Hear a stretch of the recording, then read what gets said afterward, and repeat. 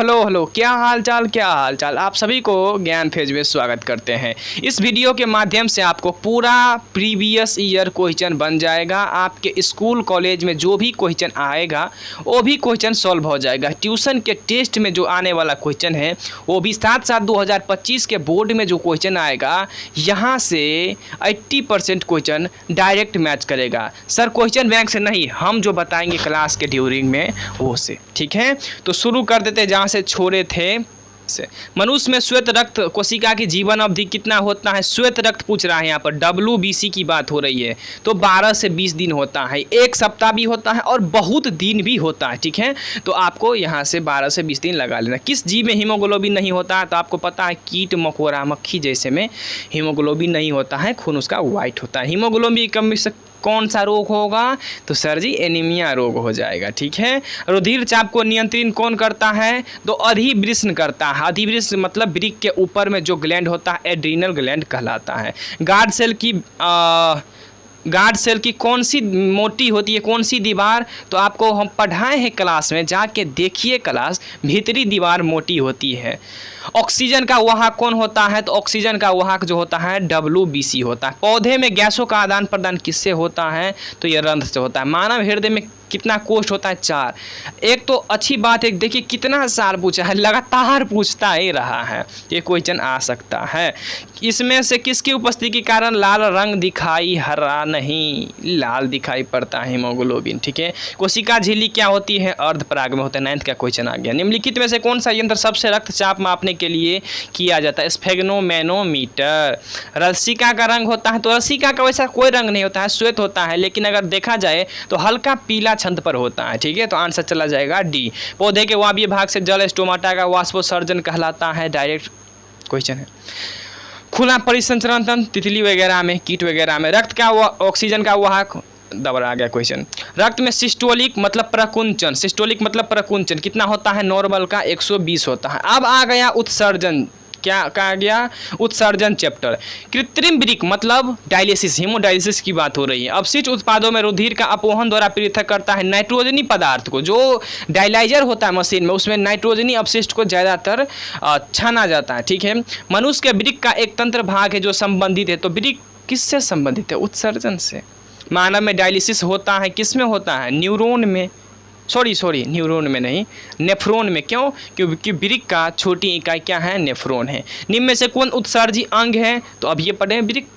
सजीव जीवधारियों में किस प्रकार की नाइट्रोजनी अपशिष्ट कचरा निकलता है शरीर से? तो सजीव में अमोनिया भी होता है, यूरिया भी होता है, यूरिक एसिड होते हैं। तो आंसर चला जाएगा डी नंबर, ठीक है। मनुष्य में वृक्क संबंधित है, किससे संबंधित है?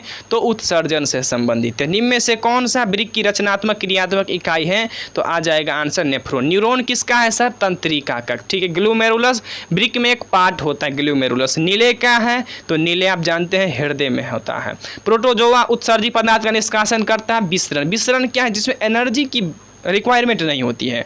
मानव में गुर्दे, गुर्दे किसको कहते हैं? गुर्दे कहते हैं किडनी को। किसके कहते हैं? किडनी को। तो मानव में गुर्दे की होती है जो आकार सीम की बीज के, सीम कैसा होता है? ऐसा होता है सर, ऐसा सीम का जो बिया होता है इस प्रकार का होता है।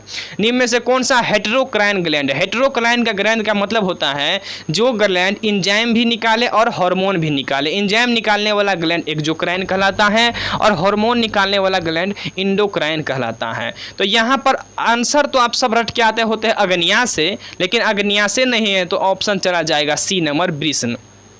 मानव मूत्र में यूरिया, तो यूरिया एक्चुअली में 2.5% हो जाता है। तो आंसर जाएगा लमसम 2 वाला। पौधे में उत्सर्जी पदार्थ कौन है? Renin, tannin, resin. तो इनमें से सभी जाएगा आंसर। मूत्र का पीला रंग किसके कारण होता है? Urochrome. Direct question. Dialysis machine द्वारा रक्त का शुद्धिकरण प्रक्रिया कहलाता है। तो रक्त का मतलब, रक्त को देखो, जो ब्लड होता है, ब्लड को लैटिन वर्ड में हीमो कहते हैं। क्या कहते हैं? हीमो। हीमो ब्लड से आ जाता है हीमो डायलिसिस, ठीक है। गुर्दे में उत्पादित मूत्र अस्थायी रूप से संचित होता है। तो 3 प्रकार के जो होता है आपके होते हैं नलिका।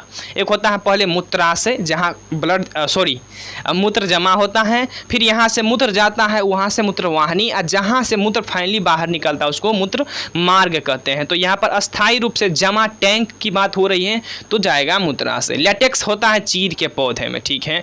वृक्क सहायक प्रदान करती, किसमें सहायक प्रदान करती है पता है? उत्सर्जन में करता है। शोषण में कौन करता है? फेफड़ा करता है। और जनन में कौन करता है? आपको जनन पार्ट्स करता है। निम्नलिखित में से कौन सा मनुष्य का उत्सर्जी अंग नहीं है? देखो यहाँ पर अंग नहीं है तो कौन जाएगा? फेफड़ा या अग्न्या से या त्वचा या वृक्क, तो हमारे ख्याल से अग्न्या से जाएगा ऑप्शन। क्यों? क्योंकि फेफड़ा CO2 का उत्सर्जन करता है, वृक्क तो करता ही नाइट्रोजनी पदार्थ का, त्वचा पसीना का करता है, तो ऑप्शन जाएगा सी। गौर से 24 में क्वेश्चन आया है। अब है अंतिम जनन जंत तंत्रिका तंत्र, अगला चैप्टर में मूव हम कर चुके हैं। पोन्स, मेडुला और अनुमस्तिष्क किसका भाग है? तो ये भाग है पश्च मस्तिष्क का। किसका? पश्च मस्तिष्क का।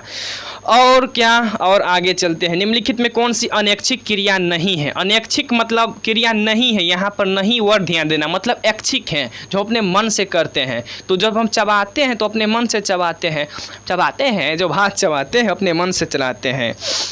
तो एक विद्यार्थी का कमेंट था, क्या कमेंट था? सर अपना पुराना स्टाइल में थोड़ा पढ़ा के दिखाइए। पुराना स्टाइल क्या है? गमछा बांध के मोरे था, तो आज गमछा बांध के पढ़ाते हैं, ठीक है।